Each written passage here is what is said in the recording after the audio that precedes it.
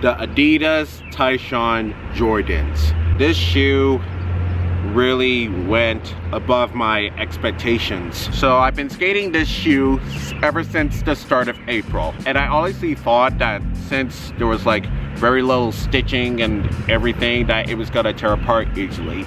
And the reason why I thought that it was gonna tear apart easily, it was because after about 2 to 3 weeks of skating this shoe, there was already wear and tear on the kickflip / ollie hole. It's been about 3 weeks, and this is what the shoe looks like after skating it. Now with the stitching, as you can see right here, there's only like 2 stitching areas. But surprisingly, shoes nowadays just been upgrading their suede material to make it, you know, more durable so that you can skate longer in any type of shoe. Now as for the design, because for this shoe, it almost looks like a high top. Well, I don't think it's supposed to be, but that's what it pretty much looks like. When I first started to put the shoe on, it was kind of a weird fading because of the cushioning in the shoe. There's some like fitted pads in there, and I think the purpose for that padding is just to comfort the corners in between your ankles. With breaking in the shoe, I believe this took about like a week or maybe a little bit less for me to break in, or maybe even like 3 days for me to break in this shoe, which is not bad. And from there on out, I started to like the shoe much more as I kept skating it. Now I'm going to be honest, I really don't have much to say about this shoe because it really lasted me throughout the past 3 months. The durability of the suede did very well. And right here is where my ollie hole is. And it's just starting to come out after 3 months of skating the shoe. And there's really not a lot of wear and tear here. Like here is my kickflip area right here. There's not much showing around. The heel flip area, this is all here, but it's still holding up pretty well. And of course, like the ollie area where the shoelaces is, that's obviously tearing up. Here's my other foot, the nollie and my switch foot, and as you can see, there's not a lot of wear and tear there, but you know, I've been putting a lot of work into getting switch flips and nollie flips pretty much. This is like the switch flip ollie area here. Obviously no ollie hole, but it's starting to show since I've been skating nollie and switch recently. The durability in the suede of these shoes are really good. The soles on these shoes, I don't see much change in them.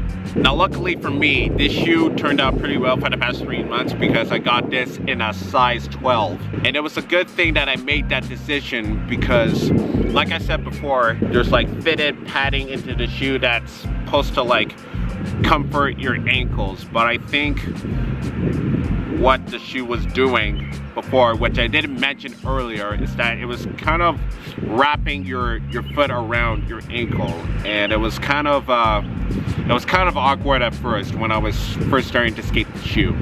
But aside from that, the shoe is pretty stylish. And for the past 2 weeks, I've seen 5 skaters in total skate this exact same shoe, whether it would be this design and colorway or a different colorway, or you know, whatever. I've seen 5 skaters skate this shoe, and everyone's been saying that this shoe did a very good job in holding its durability and everything. And one thing to mention about this shoe is that it's pretty stylish, especially for this time of year because it's summer now. You can have the high tops and wear the tall socks and everything, and then you can have the long tongue out and everything with your board shorts and everything, looking good out there. Yeah, it's a pretty stylish shoe for the summertime. This shoe did well, not only for skating, but for style as well.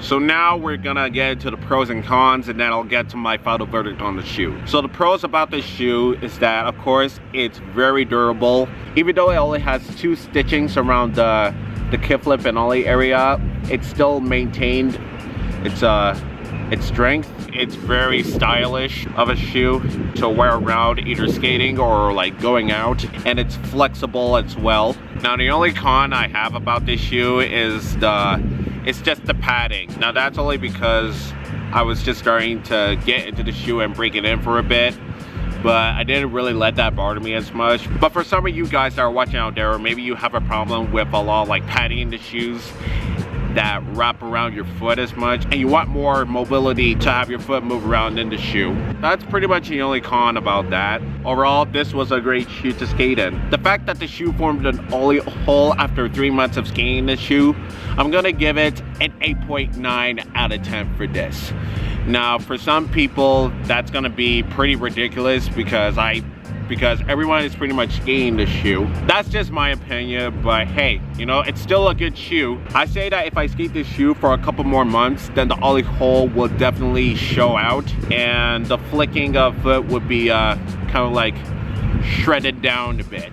But overall, this was a great shoe and I enjoyed skating it. And with that being said, guys, that's my review on the Tyshawn Adidas shoe. I pretty much got the name wrong, but whatever. You know the shoe that I'm talking about since I showed it to you. And probably you guys have skated this shoe yourselves, if I can tell, or maybe not. But if you did, leave your thoughts about this shoe in the comments below and tell me what your rating is on the shoe so that we can help each other as skaters pick our next shoe, and you know what we like about them, what we didn't like about them, so that we can improve our skating. And with that being said, guys, that concludes the video. If you're new to the channel, leave a like, subscribe if you're new, and until then, I will see all of you guys in the next video. Goodbye.